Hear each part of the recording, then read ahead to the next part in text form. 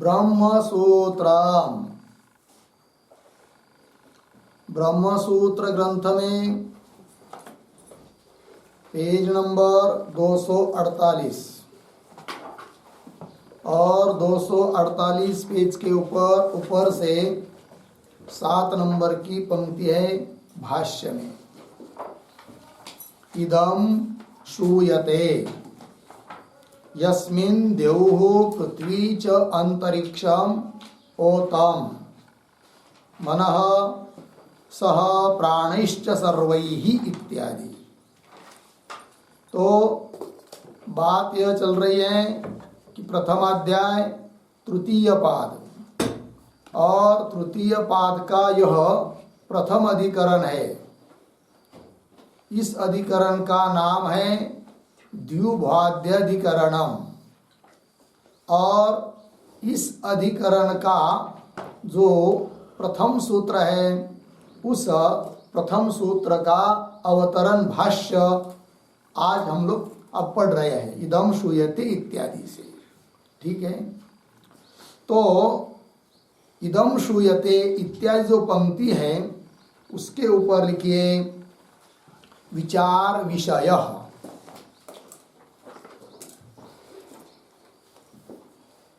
भाष्य में इदं श्रूयते इसके ऊपर लिखना है विचार विषय,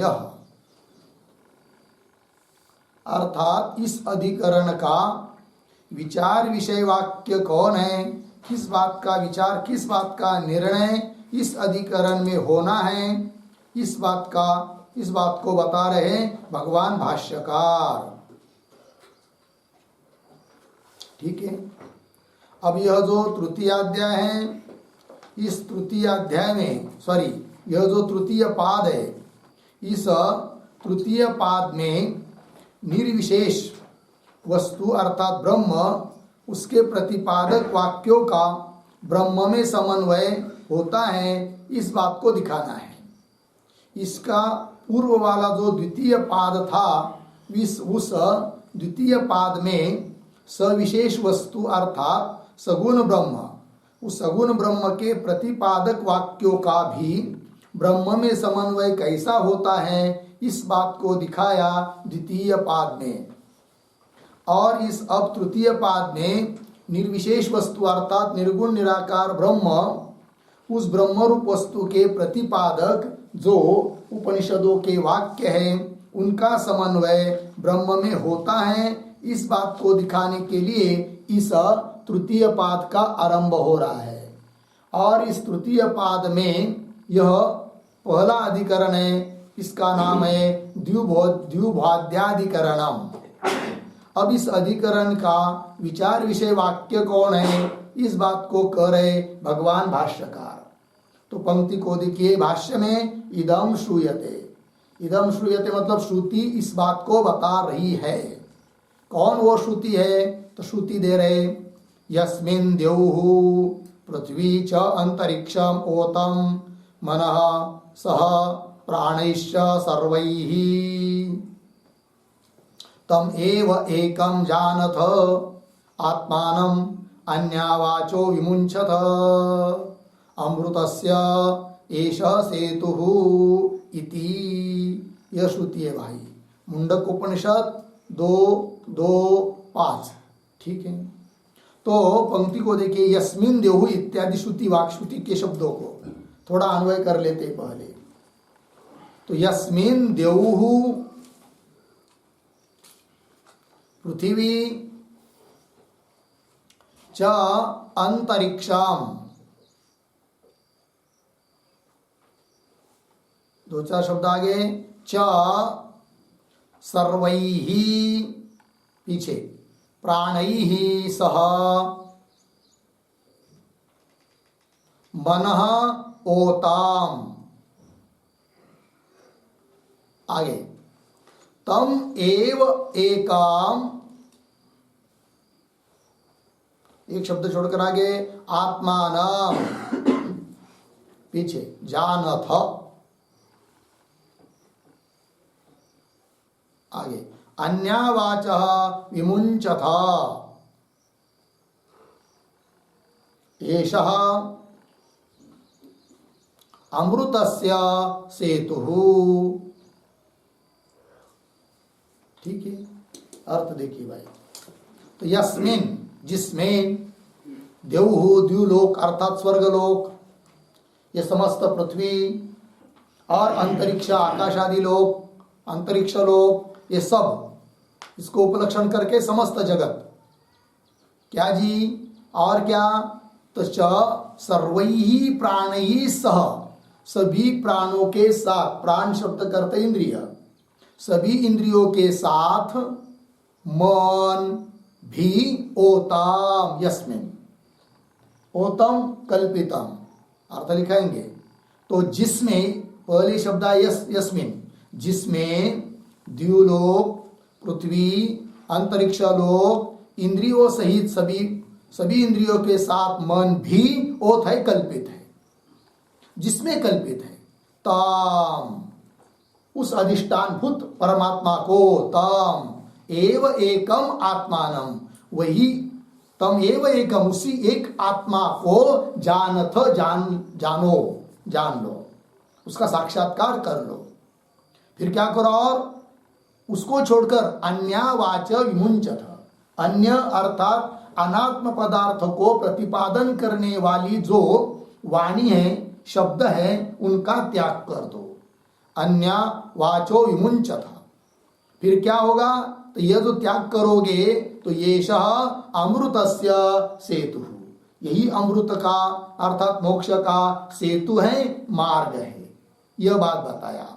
अब इस श्रुति में जो बताया है कि यस्मिन ओतम, जिसमें द्यु आदि सब कल्पित है, जिसमें कल्पित है अर्थात जो इन सब का आयतन है, अर्थात आश्रय है, अर्थात अधिष्ठान है समस्त जगत का, वो कौन है, अर्थात आयतन कौन है, आश्रय कौन है, इस बात का निर्णय करने के लिए इस अधिकरण की प्रवृत्ति हुई है।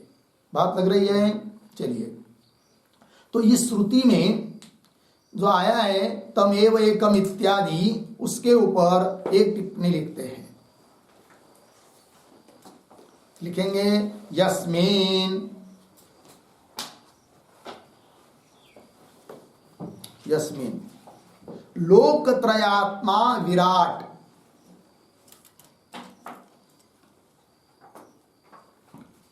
लोकत्रयात्मा विराट, अर्धविराम, सर्वैहि प्राणैहि, सर्वैहि प्राणैहि बराबर इंद्रियैहि सह सूत्रात्मा, अर्धविराम, चकारात,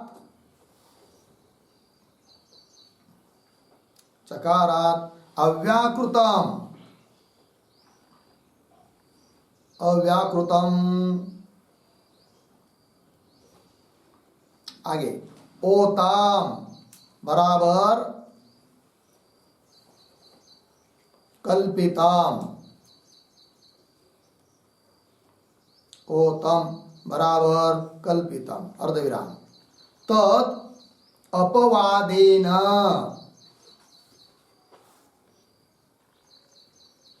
तत् अपवादेन तम एव,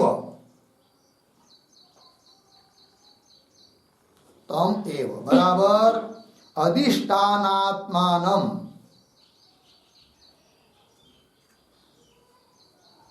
अधिष्ठानात्मानम प्रत्यक अभिन्नम,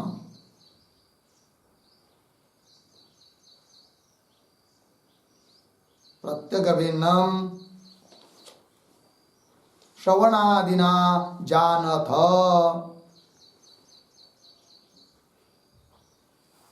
श्रवणादिना जानथ, पूर्ण विराम। आगे अन्यावाचः,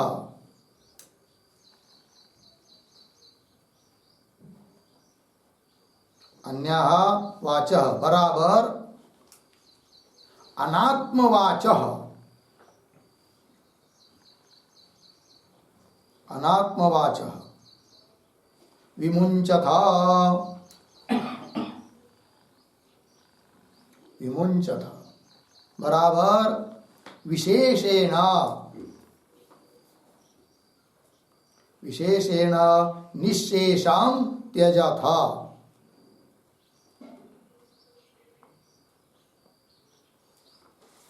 निःशेषां त्यजथ पूर्ण विराम आगे एषः बराबर वाग विमोक पूर्वक वाग विमोक पूर्वक आत्म साक्षात्कार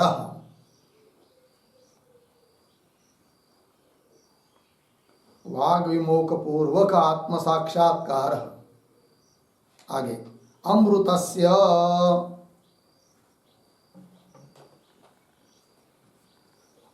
बराबर अपार असार अपार दुर्वार संसार वारिदेहि असार अपार दुर्वार संसार वारिदेहि परपारस्य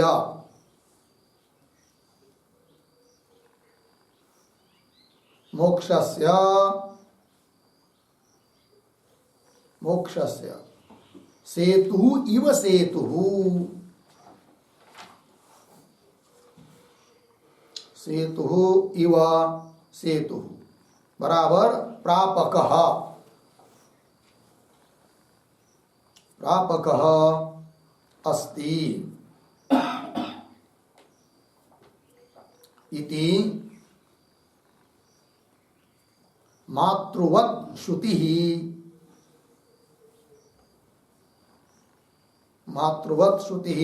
मुमुक्षून् उपदिशति मुमुक्षून् उपदिशति ठीक है। चलिए भाई अर्थ देखिए। तो श्रुति में पद आया है यस्मिन, जिसमें क्या लोकत्रयात्मा विराट त्रैलोक्य स्वरूप ऐसा जो विराट और सर्वैहि प्राणैः सह सभी प्राण इंद्रियों के साथ सूत्रात्मा हिरण्यगर्भ और चकारात अव्याकृतम अज्ञान माया, ये सब क्या है? ओतम विराट हिरण्यगर्भ महामाया अज्ञान जिसको कहते हैं, वे सब के सब भूत भौतिक ये यावत प्रपंच अज्ञान अज्ञान का कार्य समस्त जगत जिसमें ओतम यस्मिन, तो जिसमें मतलब ओतम ओतम का अर्थ कर दिया कल्पितम, जिसमें सब कुछ कल्पित है, श्रुति बता रही है। तो तद अपवादेन, फिर वो जो कल्पित है उसका अपवाद करके अर्थात निराश करके अर्थात उसका बाद करके अर्थात उसके बारे में मिथ्यात्व निश्चय करके क्या करो? तम एव जानत, तम एव मतलब इस सब सभी का अधिष्ठान भूत जो है उस तत्व को जानो। तम एव का अर्थ कर रहे हैं अधिष्ठानात्मानम, अधिष्ठान स्वरूप जो आत्मा है प्रत्येक अभिन्न तत्व, उसको श्रवण आदि के द्वारा जानथ जान लो। लग गया जी? और क्या करो इसके साथ साथ अन्यावाच आया है ना मूल में श्रुति में, तो अन्यावाच अर्थात अनात्मवाच, अनात्मा को विषय करने वाली जितनी भी वाणी आदि है इसको उपलक्षण मानकर सभी क्रियाएं कि जो सांसारिक है अनात्मा कोई विषय करने वाली है, उसका क्या करो भाई? विमुंचथ मतलब विशेषेण निःशेषम त्यजत, पूर्ण रूप से उसका त्याग करो।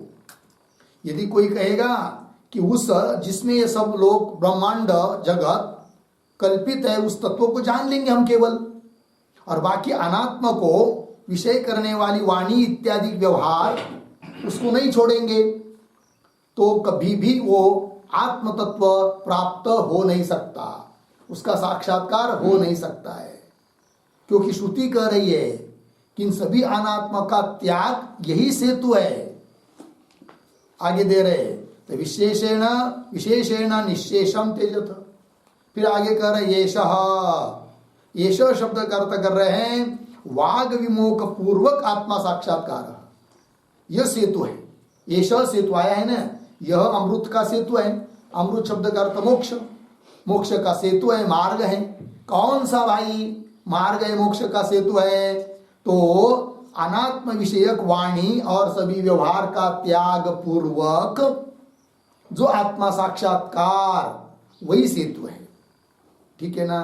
तो वही लिख रहे येष वाग विमोक पूर्वक आत्म साक्षात्कार क्या अमृतस्य सेतु। अमृतस्य शब्द का अर्थ कर रहे हैं क्या कि ऐसा जो संसार है कि जो असार है उसमें कुछ तथ्य सार बात नहीं है, असार अपार कि जिसका चिंतन हम लोग मन से भी नहीं कर सकते हैं, ऐसा यह संसार। और वो कैसा कि दुर्वार, जिसका पार हो जाना अत्यंत कठिन है।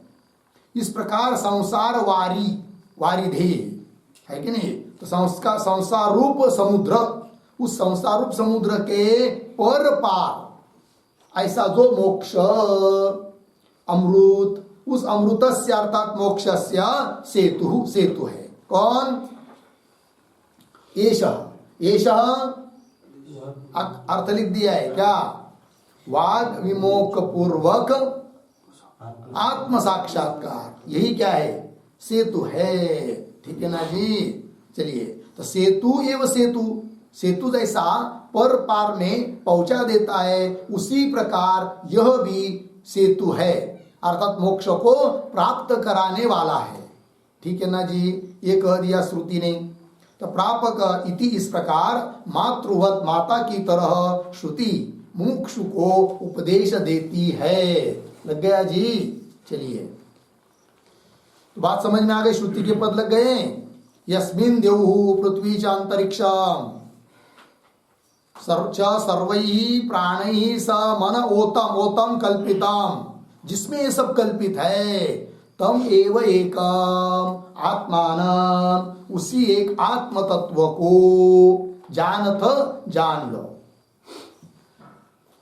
लेकिन और क्या करो? अन्यवाच विमुंचत, अन्य जो अनात्मा को विषय करने वाली वाणी इत्यादि है उनका त्याग कर लो, तब बनेगा यह सेतु। तब करे येष अमृतस्य सेतु, ये कह दिया। लग गया पंक्ति? अब आगे चलिए भाष्य में। इति अत्र यत् एतत् द्यु प्रभृतीनाम ओतत्व वचनात् आयतनम किंचित अवगम्यते तत् किम परम ब्रह्म स्यात् अहोस्वीत अर्थांतरम इति संदिह्यते। तो विचार विषय वाक्य बता दिया, फिर उसके ऊपर संदेह बताया जा रहा है। तो उसका स्पष्टीकरण कर रहे भगवान भाष्यकार। क्या? इति इस प्रकार यह जो श्रुति वाक्य है, अत्र इस श्रुति वाक्य में यत एतत् जो बात बताई है, कौन सी? कि द्यु प्रभृति नाम, द्यु प्रभृति, प्रभृति मतलब इत्यादिक, तो द्यु इत्यादिक, जैसे कि श्रुति में आया द्यु, पृथ्वी, अंतरिक्ष, प्राण, मन आदि करके समस्त जगत है कि नहीं, बता दिया टिप्पणी में। सूत्रात्मा, अव्यक्त, ये सब कुछ। तो यत एतत् द्यु प्रभृति नाम, द्यु प्रभृति इत्यादिक को बताया। क्या बताया? ओतत्व वचनात्। ओतत्व वचनात् इसका अर्थ लिखिए कल्पितत्व वचनात्। ओतत्व वचनात् पद आया है ना भाष्य में, उसका अर्थ कल्पितत्व वचनात्। ये सब कल्पित है, क्योंकि श्रुति में ही पद आया ओतम, कल्पितम, कल्पित बताया है। ओतत् प्रभृति नाम ओतत्व वचनात् है कि नहीं? ये कल्पित है। आप कल्पित यदि है तो कल्पित के लिए कोई तो आयतन, अधिष्ठान, आधार, आश्रय होना आवश्यक है, क्योंकि कल्पित वस्तु आश्रय के बिना रहती नहीं है। सर्प यदि कल्पित है तो उसका आश्रय है कौन? रज्जु। तो आश्रय कोई बोलते आयतन, आश्रय, अधिष्ठान, सभी एक अर्थ के शब्द है। तो वचनात् आयतनम किंचित अवगम्यते, इस श्रुति को पढ़ेंगे तो कोई तो आयतन है इन कल्पित वस्तु का, ये जाना जाता है। और लिखा भी है यस्मिन, जिसमें ये सब होता है कल्पित है, तो जिसमें कल्पित है वो आयतन, तो वो आयतन कौन है, इस सबका अधिष्ठान कौन है, इस बात का निर्णय करने के लिए इस अधिकरण की प्रवृत्ति है। तो किंचित अवगम्यते, आयतनम किंचित अवगम्यते, कि कोई आयतन जाना जाता है आश्रय के रूप में। तत्किम तत्किम तत्किम तत् आयतनम किम, वो आयतन कौन है, परम ब्रह्म अस्ति, परब्रह्म है क्या, अहोस्वित, अहोस्वित अथवा उत अथवा अर्थांतरम, मतलब वो आयतन परमात्मा है या परमात्मा को छोड़कर अन्य कोई है, अर्थांतर, अन्य अर्थ, परमात्मा को छोड़कर भिन्न कोई है आयतन। यह अहोस्वित अर्थांतरम इति संधीयते, इस प्रकार का क्या हुआ, संदेह हो जाता है। लग गया अर्थ जी। फिर उस पर आता है पूर्व पक्ष अपनी बात बताने के लिए। तब आगे की पंक्ति, तत्र अर्थांतरम किम अपि आयतनम स्यात् इति प्राप्तम। ठीक है, ये जो पंक्ति आ रही है तत्र अर्थांतरम इत्यादि, उसके ऊपर लिखिए पूर्व पक्ष।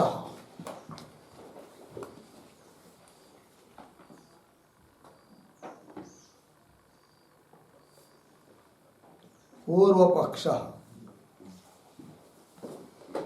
ठीक है। तत्र अर्थांतरम किमपि आयतनम स्यात्, दूसरा ही कोई अर्थ आयतन होगा, आधार होगा, दूसरा कोई मतलब परमात्मा को छोड़कर और कोई, आयतनम स्यात् इति प्राप्तम, ऐसा कहता है कौन, पूर्व पक्ष। तो पूछेंगे उसको, कस्मात्, कैसा तुम कह रहे हो कि अर्थांतर दूसरा ही कोई अर्थ है परमात्मा को छोड़कर आयतन करके, कैसा तुम कह रहे हो, बताओ कस्मात्, क्यों।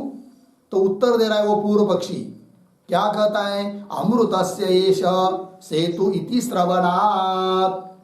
इस श्रुति, उस श्रुति के अंतिम में आया है वाक्य, कौन सा, अमृतस्य एष सेतु, ये वाक्य आया है। इससे पता चलता है क्या, कि परमात्मा को छोड़कर और ही कोई आयतन है। अब ध्यान दीजिए भाई, तो पूर्व पक्षी को पूछेंगे कैसा भाई, अमृत से ऐसे सेतु, तो हम लोगों ने तो श्रुति का अर्थ लिखते समय अमृत से ऐसा सेतु, इनका भी अर्थ लिखा है, ऐसा शब्द का अर्थ बताया, अमृत से शब्द का अर्थ बताया, सेतु शब्द का भी अर्थ बताया, किंतु वो जो अर्थ लिख के दिया आपको पहले, वो तो सिद्धांतियों के अनुसार अर्थ है। पूर्व पक्षी उस अर्थ को मानता नहीं है। पूर्व पक्षी अमृत से ऐसा सेतु इस वाक्य का अन्य ही अर्थ करता है, और उस प्रकार का अर्थ करके वो निर्णय करता है क्या, कि जरूर आयतन परमात्मा को छोड़कर और ही कोई होगा। अब वो क्या अर्थ करता है, अमृत से ऐसा सेतु, इस पंक्ति का वो पूर्व पक्षी, तो उस पर लिखते एक टिप्पणी, अमृत से ऐसे सेतु आया है ना, इति श्रवणात्, यहां पर लिखते हैं अमृतस्य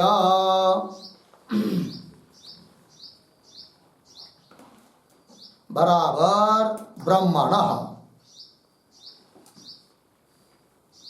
ब्रह्मणः सेतु, सेतु इति षष्ठ्या, इति षष्ठ्या ब्रह्मण भिन्नत्वेन,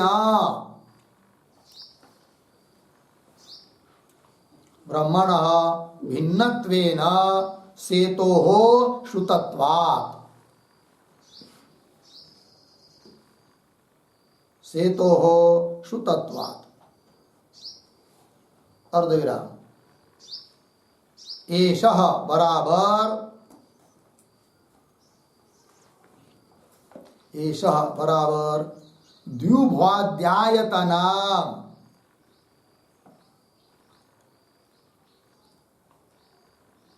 द्व्युभ्वाद्यायतनम् अब्रह्म एव,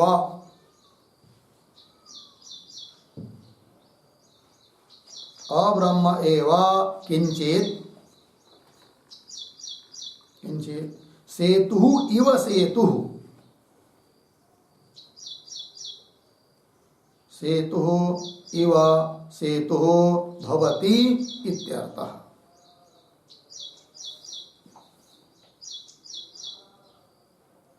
सेतु इव सेतु भवति इत्यर्थः। ठीक है, देखिए भाई अर्थ कर रहा है। तो पूर्व पक्षी कह रहा है अमृतस्य, अमृतस्य शब्द का अर्थ कर दिया उसने ब्रह्मणः, और ये षष्ठी है। षष्ठी संबंध अर्थ में होती है, और संबंध वहां होता है जहां भेद रहता है। अतः यहां पर षष्ठी के बल पर भेद प्रतीत हो रहा है। अर्थात अमृत का सेतु, ब्रह्म का सेतु, अर्थात ब्रह्म का सेतु मतलब ब्रह्म से भिन्न ही कोई होगा सेतु, है कि नहीं? तो भेद प्रतीत हो रहा है। ठीक है, तो अमृतस्य अर्थात ब्रह्मण सेतु इति षष्ट्या, इस षष्ठी विभक्ति के बल पर ब्रह्मण भिन्नत्वेन सेतु श्रुतत्व, ब्रह्म से भिन्न ही कोई सेतु को श्रुति बता रही है। वो कौन है फिर? एषः, ईश शब्द का अर्थ कर रहे पूर्व पक्षी। क्या? द्युभाद्यायतनम, जो कि द्यु भू इत्यादि का आयतन है। तो आयतन है वो सेतु है, तो वो तो ब्रह्म नहीं हो सकता, क्योंकि द्युभादिक का जो आयतन है वो सेतु है, और वो किसका सेतु है? ब्रह्म का। तो फिर द्युभादिक का जो आयतन है वो ब्रह्म ही अर्थ करेंगे, आयतन शब्द से ब्रह्म ही लेंगे, तो ब्रह्म का सेतु कैसा बनेगा? भेद सिद्ध कैसा होगा? जबकि षष्ठी विभक्ति आई है, अमृतस्य ब्रह्मणः, ब्रह्म का सेतु, और वो कौन है सेतु? आयतन। अर्थात आयतन जरूर ब्रह्म से भिन्न दूसरा ही कुछ होगा जो कि अब्रह्म है। लग गया अर्थ? अर्थात ब्रह्म को छोड़कर कोई है, हो सकता है और कोई प्रधान होगा, सूत्रात्मा होगा, जीव होगा, कोई भी हो सकता है आयतन, किंतु परमात्मा आयतन नहीं है, ये कह रहा है कौन? पूर्व पक्षी। एष द्युभोध्यायतनम अब्रह्म एव किंचित सेतु इव सेतु भवति, सेतु की तरह सेतु हो जाता है। लग गया जी? तो पूर्व पक्ष ने क्या निर्णय किया कि उसी श्रुति में अंतिम में आया हुआ जो वाक्य है अमृतस्य एष सेतु, वहां पर उसको षष्ठी विभक्ति दिखाई दी, अर्थात भेद दिखाई दिया। उससे पता चलता है क्या? कि आयतन परमात्मा नहीं है, अर्थात अन्य ही कोई अर्थ है, अर्थांतर आयतन है, ये कह रहा है कौन? पूर्व पक्षी।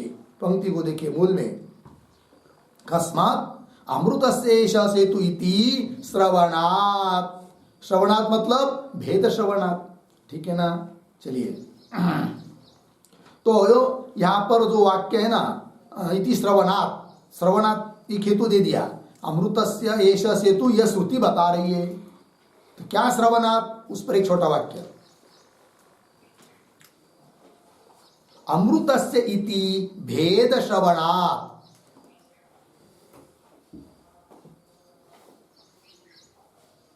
अमृतस्य इति भेद श्रवणात् अर्धविराम,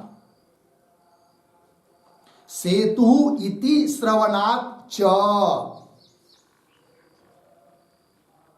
सेतु इति श्रवणात् च किमपि अर्थांतरम, किमपि अर्थांतरम बराबर परमात्म भिन्नम, परमात्म भिन्नम या ब्रह्म भिन्नम आयतनम स्यात् इत्यर्थः, आयतनम स्यात् इत्यर्थः। ठीक, अर्थ देखिए भाई।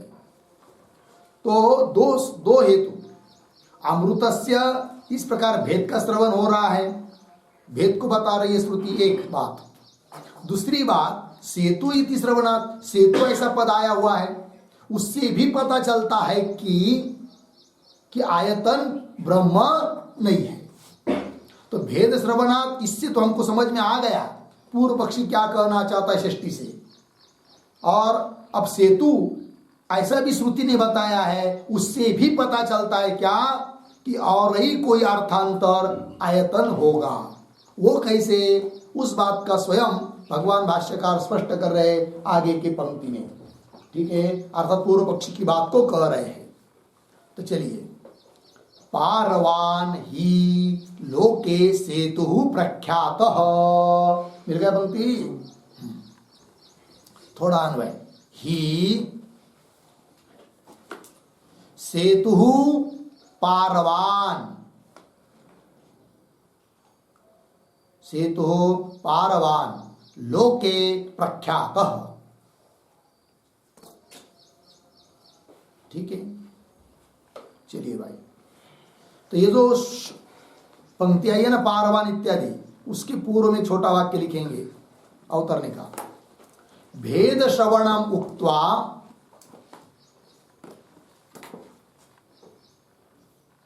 भेद श्रवणम उक्त्वा सेतु श्रवणम, सेतु श्रवणम विवृणोति,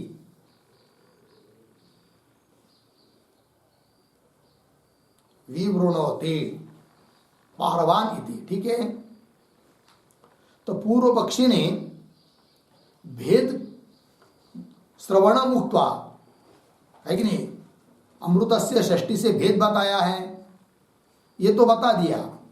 अब सेतु, इसको भी देखकर पता चलता है कि आयतन जरूर कोई परमात्मा को छोड़कर दूसरा ही होगा। वो कैसे, उसका स्पष्टीकरण कर रहे हैं अभी।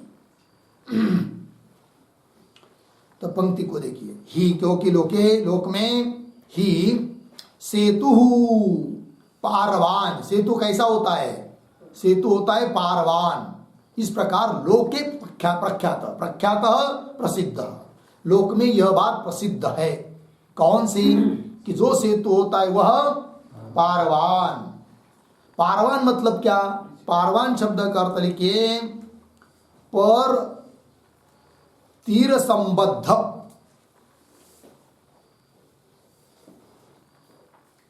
पर तीर संबद्ध। ठीक है, पारवान मतलब पर तीर के साथ संबद्ध, और पर तीर के साथ, पर वाले तीर के साथ, तट के साथ जो संबंध रहेगा, संबद्ध रहेगा, संबंधित रहेगा, वो मर्यादित ही रहेगा, है कि नहीं। अर्थात सेतु वो होता है जो पर तीर के साथ संबद्ध हो, अर्थात मर्यादित हो, उसको कहते हैं क्या, सेतु। ठीक है ना। अब ऐसा शब्द का क्या अर्थ किया पूर्व पक्षी ने, पूर्व पक्षी ने ऐसा शब्द का क्या अर्थ किया,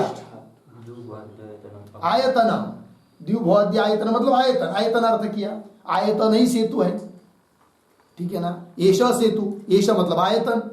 अब उस आयतन शब्द से परमात्मा को लेंगे, ब्रह्म को लेंगे, तो ब्रह्म सेतु कैसा बनेगा फिर, क्योंकि सेतु कैसा होता है, पर संबंधी। तो ब्रह्म किसके संबंधी है, और दूसरी बात मर्यादित होता है, परिचिन्न होता है सेतु। तो जो आयतन परमात्मा को लेंगे तो ब्रह्म परिचिन्न है, मर्यादित है, ये मानना पड़ेगा। और ऐसा तो होता नहीं है, क्योंकि श्रुति ब्रह्म के बारे में कहती है अनंतम अपारम। अतः सेतु शब्द का श्रवण हो रहा है श्रुति में, इससे भी पता चलता है कि आयतन परमात्मा नहीं है। द्विभादिक आयतन कौन नहीं है, परमात्मा नहीं है। इसके लिए दो हेतु दिया पूर्व पक्षी ने। पहला हेतु भेद श्रवण, षष्ठी को लेकर अमृत से पद आया है, उससे भेद निकाला, तो भेद का श्रवण हो रहा है। दूसरा हेतु सेतु का श्रवण, सेतु शब्द का श्रवण। इन दो हेतुओं से सिद्ध होता है क्या, द्विभादिक का आयतन परमात्मा नहीं है। लग गया जी। अब देखिए पूर्व पक्षी कैसी बात बता रहा है, तो पहले परमात्मा आयतन नहीं है इस बात को सिद्ध कर रहा है, फिर बताएगा कि परमात्मा आयतन नहीं है तो आयतन कौन है, फिर अपनी बात बताएगा वो। लग गया जी। तो चलिए, ही सेतु पारवान लोके प्रख्यात। इतनी बात समझ में आई? आगे चलिए।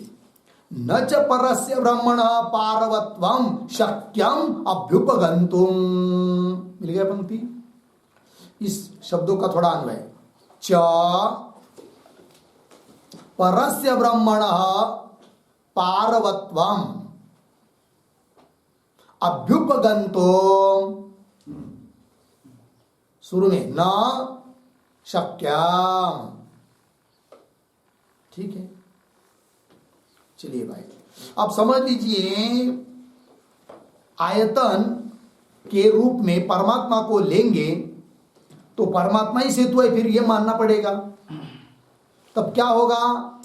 तो उस परस्य ब्रह्मण, परमात्मा ब्रह्म, उसका पारवत्व, पर तिर से कोई संबंधी है वो, ये कहना पड़ेगा। वो तो कहना संभव नहीं है। और मर्यादित है ब्रह्म, परिचिन्न है ब्रह्म, ये कहना पड़ेगा। क्योंकि जो सेतु होता है वो कैसा होता है? परिचिन्न होता है, तो ये कहना पड़ेगा। ऐसी बात तो संभव नहीं है। वही कह रहे, च परस्य ब्रह्मण पारवत्वम, परतिर संबंधित्व, परिचिन्नत्व, अभ्युपगंतुम न शक्य। परमात्मा के बारे में ऐसा स्वीकार करना तो संभव नहीं है, क्योंकि श्रुति कहती है ब्रह्म के बारे में। कैसा है वो ब्रह्म? आगे अनंतम अपारम इति श्रवणात्। ब्रह्म अनंत है और अपार है, अतः सेतु बन नहीं सकता। कौन? ब्रह्म। तो अमृतस्य ब्रह्मणः एषः आयतनम। आयतन शब्द का अर्थ ब्रह्म कर नहीं सकते हैं, क्योंकि ऐसा सेतु वही सेतु है जो आयतन है। और आयतन का अर्थ यदि ब्रह्म करेंगे तो ब्रह्म ही सेतु कहना पड़ेगा, जबकि ब्रह्म सेतु हो नहीं सकता, क्योंकि सेतु वो होता है जो पर तीर से संबंधी हो और परिचिन्न हो, और ब्रह्म तो परिचिन्न है ही नहीं है, अतः ब्रह्म सेतु बन नहीं सकता। और पहला क्या बताया? अमृतस्य ब्रह्मणः एषः सेतु। आयतन, एष मतलब आयतन, ब्रह्म का आयतन। तो ब्रह्म से भिन्न ही कोई आयतन होगा, अर्थात आयतन ब्रह्म नहीं हो सकता। दो तरह से दो बात समझ में आ रही कि नहीं? इन दो हेतुओं से सिद्ध कर रहा है पूर्व पक्षी क्या? कि द्विभादिक का आयतन ब्रह्म नहीं है। पंक्ति लगी, आइए मूल में। अनंतम अपारम इति श्रवणात्। तो परमात्मा अनंत है, अपार है। अनंत और अपार, इसमें क्या अंतर है भाई दोनों में? अनंत अंतरहित, अपार पार रहित। अर्थ तो एक जैसा लग रहा है, किंतु थोड़ा भेद है उस अर्थ में, शब्दों के अर्थों में। तो क्या भेद है? लिखिए उस पर एक वाक्य। अनंतम बराबर कालतः अपरिछिन्नम। कालतः अपरिछिन्नम अर्धविराम। अपारम बराबर देशतः अपरिछिन्नम। देशतः अपरिछिन्नम इत्यर्थः।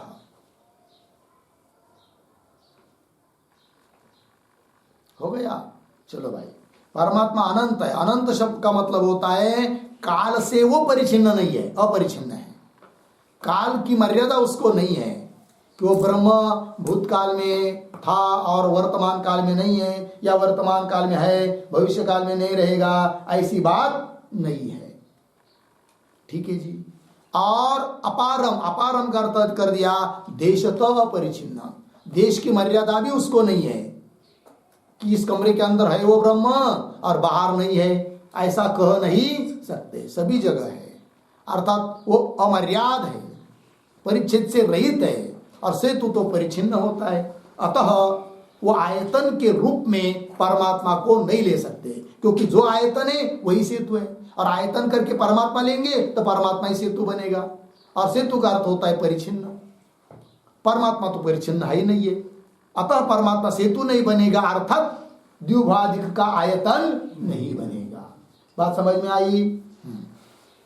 आइए मूल में। अनंतम अपारम इति श्रवणात्। होगा इतना? हाँ। तो क्या बताया फिर पूर्व पक्षी ने अभी तक? कि आयतन परमात्मा नहीं है और दूसरा ही कोई अर्थांतर है। तब पूछेंगे उसको, तो परमात्मा को छोड़कर अन्य अर्थ को आप आयतन कह रहे हो, तो कौन है वो अन्य अर्थ बताओ, ऐसा पूछेंगे किसको? पूर्व पक्षी को। तब वो कहता है पूर्व पक्षी कि अर्थांतर, अर्थात परमात्मा को छोड़कर दूसरा कोई आयतन है, वो कौन है, इस बात को कह रहा है कौन? पूर्व पक्षी। पंक्ति देखिए, अर्थांतरे च आयतने परिगृह्यमाने। मिल गया जी।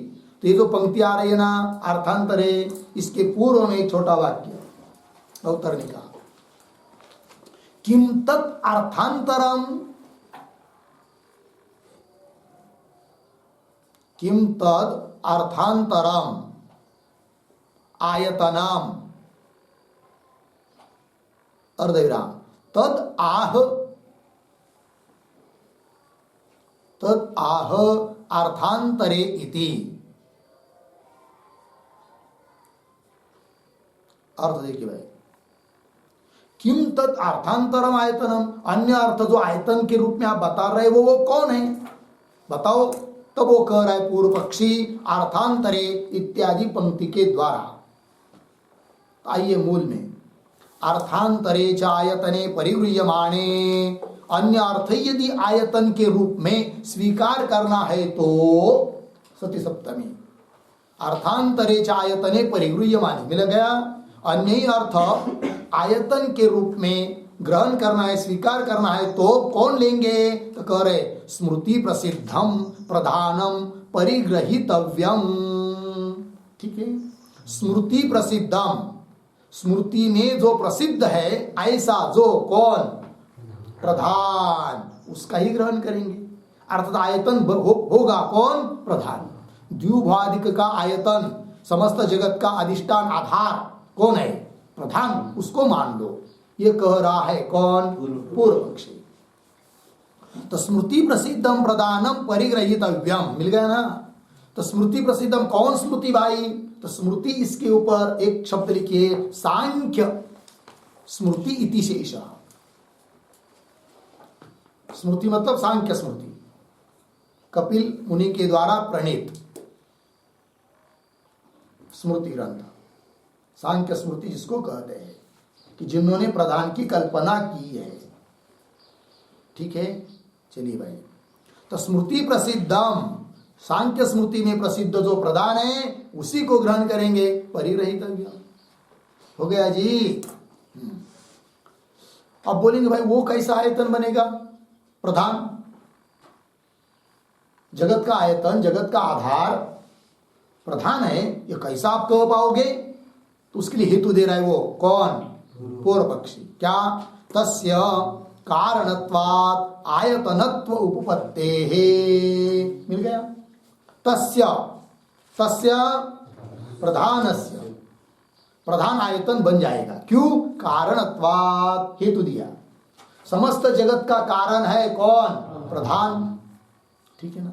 और जो भी कोई कारण होता है, उपादान कारण होता है, वह कार्य का आयतन होता है।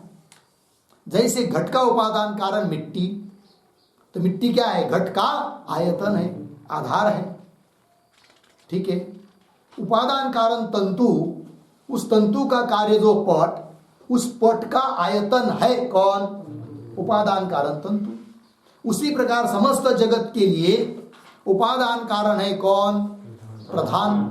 अतः समस्त जगत का द्व्युभादिकों का आयतन है, आश्रय है कौन? उपादान कारण, ऐसा प्रधान। तो वो उसमें आयतनत्व संभव है।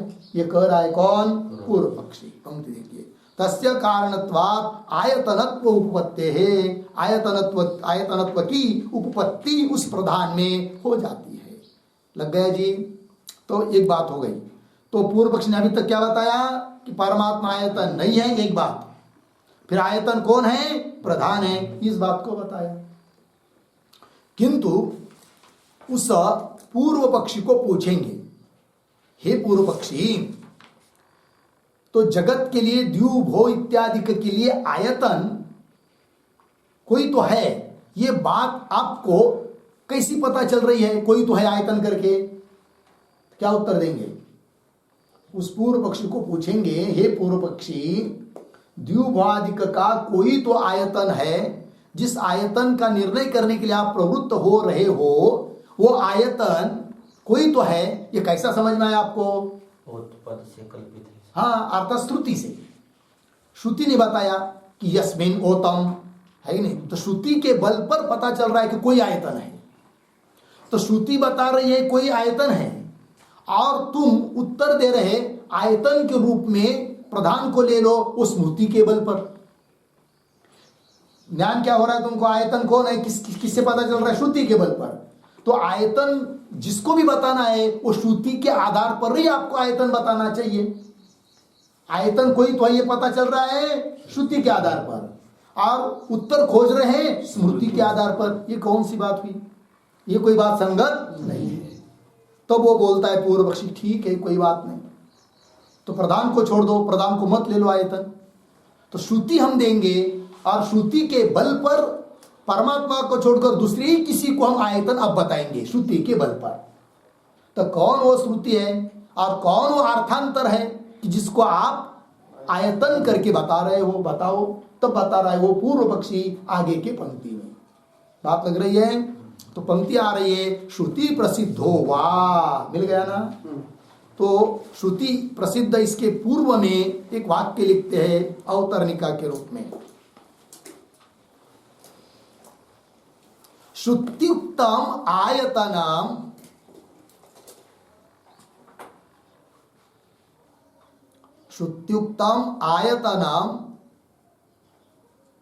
श्रौतम एव उचितम। श्रौतम एव उचितम, अर्धविराम, न स्मार्तम, न स्मार्तम इति आशंक्य, इति आशंक्य आह श्रुति प्रसिद्ध इति।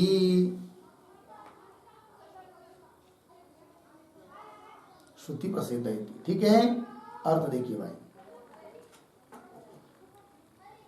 तो श्रुत्युक्तम आयतन, श्रुति ने बताया है आयतन को, श्रुति ने बताया वही कोई आयतन होना चाहिए।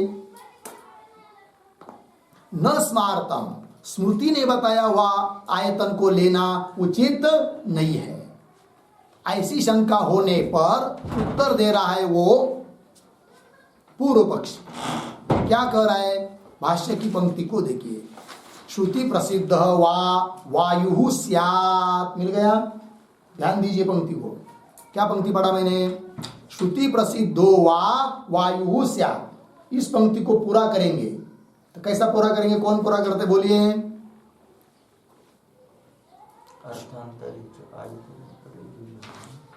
श्रुति प्रसिद्धो वा वायु स्यात्, ये पंक्ति है। हाँ ठीक है। तो श्रुति प्रसिद्ध वा वायु आयतनम स्यात्, ठीक है ना? आयतन कौन मान लो? वायु को मान लो। कौन कह रहा है? पूर्व पक्षी। और बोलेंगे भाई प्रमाण क्या? श्रुति में प्रसिद्ध है। कौन श्रुति? वो देगा। किंतु श्रुति में प्रसिद्ध जो वायु, वायु शब्द का अर्थ हिरण्यगर्भ, वो इस द्व्युभादिक का आयतन है, ऐसा मान लो। अब तो कोई दिक्कत नहीं है क्योंकि श्रुति प्रसिद्ध है। कौन बोलेगा? पूर्व पक्षी। पंक्ति देखिए, श्रुति प्रसिद्धो वा वायु स्यात्। कौन श्रुति? श्रुति दे रहा है वायुर्वै गौतम तत्सूत्रम वायुना वै गौतम सूत्रेण अयं च लोकः परश्च लोकः सर्वाणि च भूतानि संदृब्धानि भवन्ति इति वायोः अपि विधारणत्व श्रवणात्। मिल गया पंक्ति? तो श्रुति को देखिए, तो श्रुति के पदों का थोड़ा अन्वय। तो लिखिए गौतम, हे गौतम। फिर पीछे आइए, वायुर्वै तत्सूत्रम।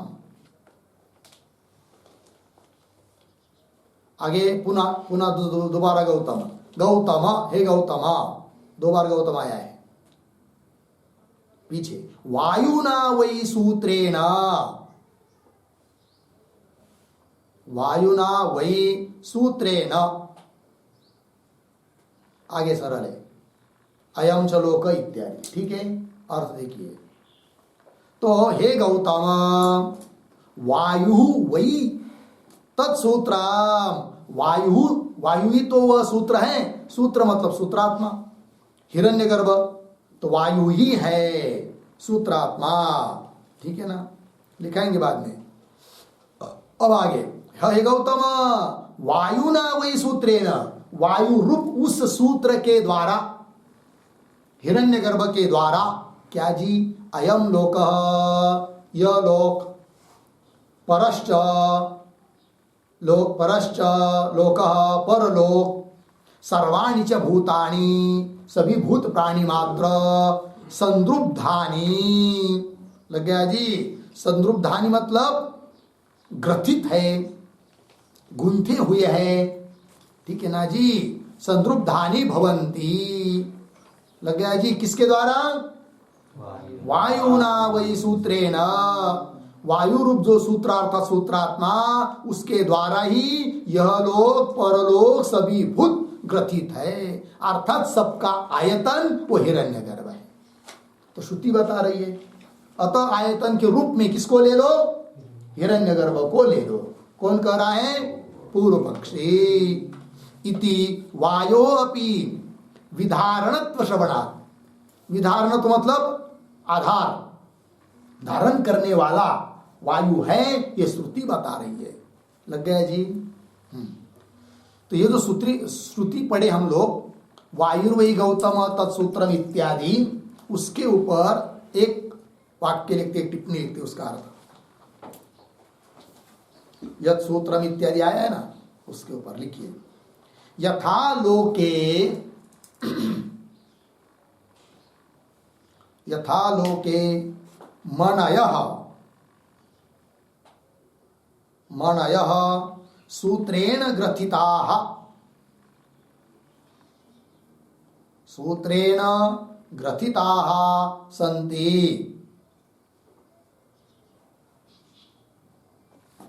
एवं हे गौतम, हे गौतम, समष्टिलिंगात्मक वायुना,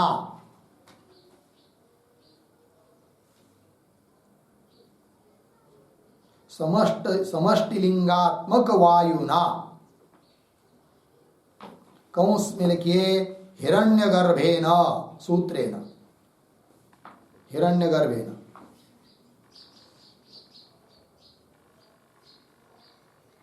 कंस बंद, आगे, स्थूलानि सर्वाणि, स्थूलानि सर्वाणि संद्रुब्धानि, श्रुति में आया हुआ पद है, संद्रुब्धानि बराबर ग्रथितानि, ग्रथितानि बराबर विद्रुतानि भवन्ति,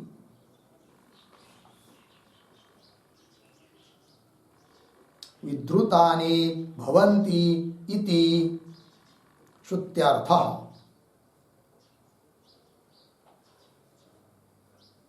इति श्रुत्यर्थः। ठीक है, देखो भाई अर्थ। तो हे गौतम, नहीं, यथा लोके, जिस प्रकार लोक में बहुत सारी मणि है कि नहीं, माला के मणि आदि होते हैं कि नहीं, वो सब सूत्र के द्वारा, धागे के द्वारा ग्रथित होते हैं। एवं इसी प्रकार हे गौतम, समष्टि लिंगात्मक जो वायु अर्थात सूत्रात्मा अर्थात हिरण्यगर्भ, उसके द्वारा ये समस्त स्थूलानि सर्वाणि संद्रुब्धानि अर्थात ग्रथितानि, ग्रथित है, अर्थात विद्रुतानि धारण किए हुए है, भवंती अर्थात सबका आधार, सबका आयतन, सबका अधिष्ठान कौन हुआ, हिरण्यगर्भ हुआ।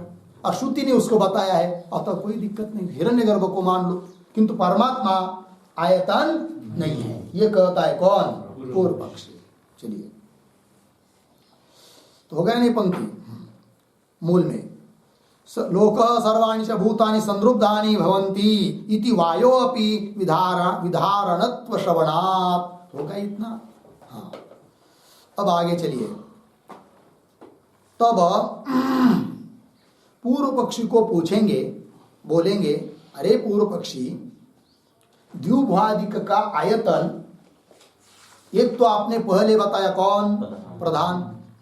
और दूसरा बताया कौन? हिरण्यगर्भ सूत्रात्मा वायु, जो कि जड़ है। किंतु उसी श्रुति में, जिस श्रुति में बताया हुआ है द्युभादिक का कोई आयतन है करके, उसी श्रुति में एक पद आया है, तम एव एकम जानथ आत्मानम, आया ना? तमेव एकम जानथ आत्मानम, उस एक आत्मा को जानो जो सबका आधार है। अब हे पूर्व पक्षी, यदि तुम आयतन शब्द से प्रधान को लेगा या हिरण्यगर्भ को लेगा, वायु को लेगा, तो उसमें आत्म शब्द की संगति नहीं बैठेगी, क्योंकि आत्म शब्द का अर्थ न तो प्रधान होता है न तो वायु सूत्रात्मा होता है, उस शब्द की संगति नहीं बैठेगी। अतः द्युभादिक का आयतन के रूप में प्रधान को लेना उचित नहीं है, उसी प्रकार सूत्रात्मा को लेना भी उचित नहीं है। ऐसा बोलेंगे किसको? पूर्व पक्षी को। तो वो पूर्व पक्षी बोलता है कोई बात नहीं, प्रधान को नहीं ले पाए, सूत्रात्मा को भी नहीं ले पा रहे, तो हमारे पास कोई कम चीज थोड़ी है, हमारा तो होलसेल दुकान है, छोड़ दो उसको भी, सूत्रात्मा को, तीसरा ले लो। किंतु परमात्मा को तो नहीं ले सकते भाई आयतन के रूप में। फिर कौन है तीसरा बताओ? तब वो पूर्व पक्षी बताता है क्या? शारीरो वा स्यात्, शारीर जीव, जीव को ले लो, जीव सबका आयतन है, सबका आधार है, ऐसा मान लेंगे। वही पंक्ति आ रही आगे, शारीरो वा स्यात्, मेरी पंक्ति। तो ये जो पंक्ति आ रही है ना शारीर, तो शारीर शब्द के पूर्व में एक छोटा वाक्य लिखिए अवतरणिका के रूप में, आत्म शब्दात, आत्म शब्दात पक्षद्वयम अपि, पक्षद्वयम अपि अयुक्ताम इति अतः आह, इति अतः आह शारीरो वा इति। हो गया जी? चलिए, तो आत्म शब्दात ऐसा पद आया है श्रुति में, आत्म शब्द, और वह तो पक्षद्वयम अपि अयुक्तम, अतः आत्म शब्द के बल पर हम कह सकते हैं कि हे पूर्व पक्षी, तुमने जो दो पक्ष बताए, अर्थात आयतन के रूप में प्रधान को बताने का प्रयास किया और वायु को बताने का प्रयास किया, वो दोनों भी बात ठीक नहीं है। क्यों? आत्म शब्दात। तो वही कह रहे, आत्म शब्दात पक्षद्वयम अपि अयुक्तम इति अतः। तब वो पूर्व पक्षी बोलता है ठीक है कोई बात नहीं, शारीरो वा स्यात्, जीव को ले लेंगे। तो वही चलिए, शारीरो वा स्यात्। अब पूर्व पक्षी को पूछेंगे भाई शारीर अर्थात जीव, वो कैसा आयतन बन पाएगा? क्योंकि वो तो उपाधि से अवच्छिन्न है, परिचिन्न है। तो इतना परिचिन्न जीव छोटा सा, इतने बड़े समस्त जगत का आयतन आधार कैसा बनेगा? तो वो कहता हेतु देता है कौन? पूर्व पक्षी। आगे, तस्य अपि भोक्तृत्वात् भोग्यम प्रपंचम प्रति आयतनत्व उपपत्तेः। लग गया जी? तो चलिए, तस्यापि, तस्यापि शारीरस्यापि जीवस्यापि, ठीक है ना? तो तस्य इत्यादि जो पंक्ति आ रही है उसके पूर्व में एक छोटा वाक्य लिखते हैं, तस्य जीवस्य, तस्य जीवस्य परिच्छिन्नत्वात्, परिच्छिन्नत्वात् न सर्वविधारकता, न सर्वविधारकता,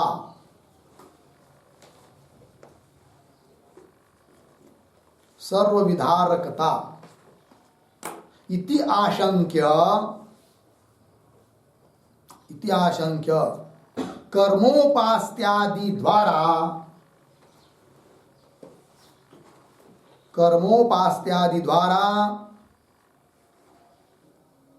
तस्य जीवस्य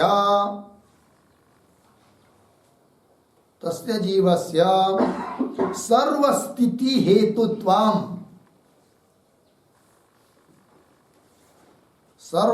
हेतुत्वं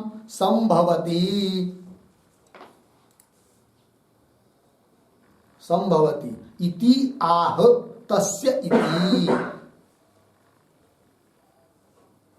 इति आह तस्य इति। ठीक है, देखो भाई अर्थ। तो कोई पूछेगा उस पूर्व पक्षी को कि तस्य जीवस्य परिच्छिन्नत्वात्, उपाधि के कारण जीव परिच्छिन्न है और परिच्छिन्न होने के कारण न सर्वविधारकता, सबका धारण करने वाला, सबका आश्रय, सबका आयतन, द्विभादिक का आयतन इतना छोटा सा परिच्छिन्न ऐसा जीव कैसा, ऐसी कोई यदि शंका करता है तो उसका उत्तर दे रहा है वो क्या, कर्मोपास्त्यादि द्वारा वो जीव भले परिच्छिन्न हो किंतु वो क्या करता है, कर्म करता है, वेद कर्म करता है, उपासना करता है और उसके बल पर वह जीव सबके स्थिति का हेतु बन जाता है, अर्थात सबका आधार बन जाता है, सबका आयतन बन सकता है।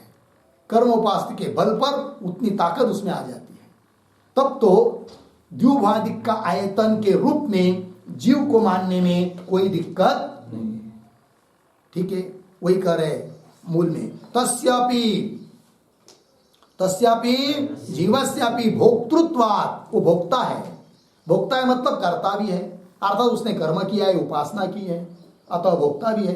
तो भोक्तृत्वात्, भोक्ता होने के कारण भोग्यम प्रपंचम प्रति, समस्त प्रपंच कैसा है, भोग्य है और भोग्य गौण होता है, भोक्ता मुख्य होता है।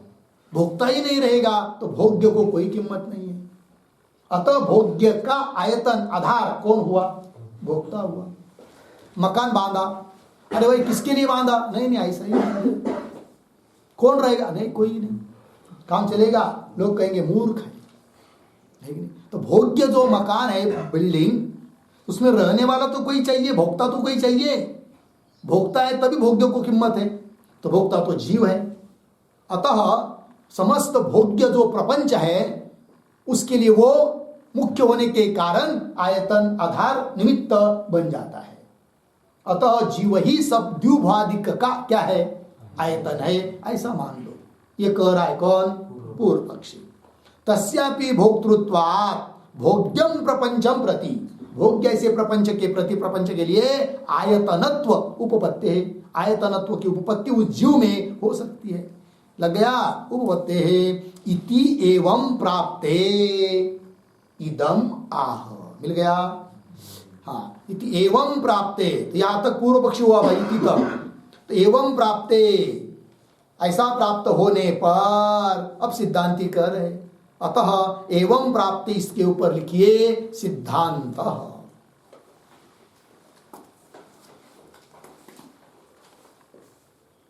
हो गया। तो सिद्धांति फिर अब अपनी बात कहेंगे, अर्थात पूर्व पक्षी का खंडन करके द्विभादिक का आयतन परमात्मा ही है, इस बात की सिद्धि करेंगे। कौन, सिद्धांति। तो वही कह रहे एवं प्राप्ते इदम आह। अब सूत्र आ रहा है, अब सूत्र का उच्चारण अर्थ वो सब कल करते हैं। ओम पूर्णमदः पूर्णमिदं पूर्णात् पूर्णमुदच्यते पूर्णस्य पूर्णमादाय पूर्णमेवावशिष्यते। ओम शांति शांति शांति।